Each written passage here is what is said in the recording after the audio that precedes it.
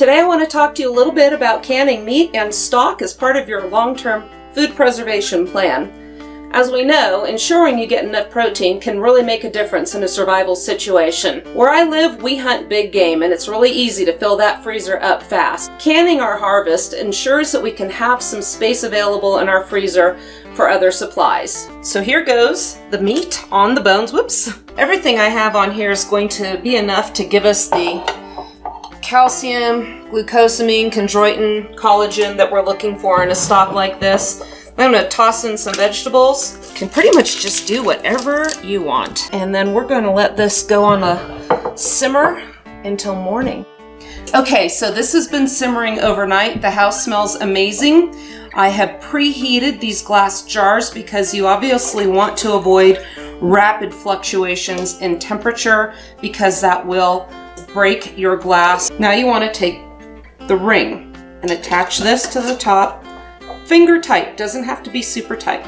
Here's the lid, and then I'm going to match up the arrow with this indent here. You're going to lock this top down a little bit at a time, and you want to do it sequentially.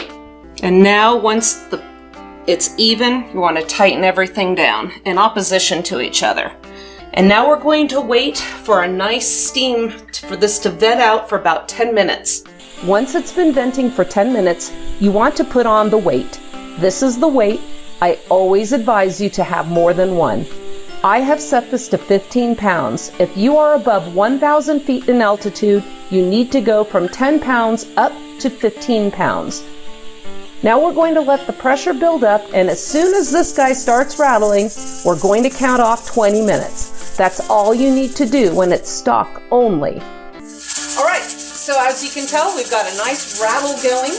There are a couple ways to test to see if your pressure canner's reached optimal pressure. One is this little meter here. So rather than relying on something mechanical, I'm relying on my ears. You want to get this rattling about 4 times a minute. And after 20 minutes of processing, we'll shut the heat off and then we'll tell you what to do next. The stock has been processing for 20 minutes and we've removed the heat, and now it's just cooling down on its own. You never want to remove the weight from the vent early because that will affect the seals and it won't seal properly, if at all. And in the meantime, I'm going to get ready for the processor some ground elk that I ground up and cooked yesterday. I'm going to show you how to can meat so it comes out like this. Now also, when you're cooking any kind of meat that you're going to process, it doesn't have to be cooked completely through because it's going to finish cooking in the processor. Now you want to add some liquid in here. Now I usually add water, but from the last batch of stock I made, I had some left over.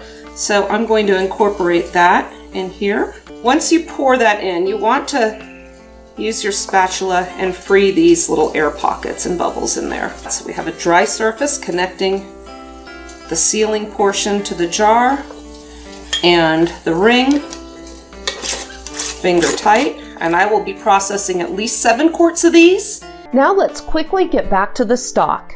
Okay, so these have been processing for over 20 minutes, at which time I turned the heat off and let this cool. You want to allow the pressure to dissipate on its own. You never want to remove the weight when there's still a lot of pressure. The handles will also be very hot, so bear that in mind.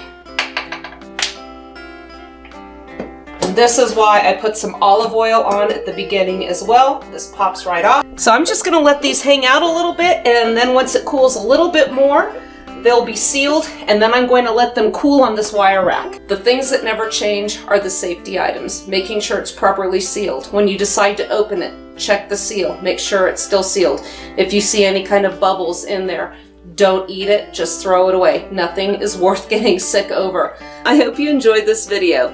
Just remember, you can also find more great food preservation methods and heaps of other tips, tricks, and techniques in the Lost Frontier Handbook. So don't hesitate to click the button below and share this video with a friend if you found it useful.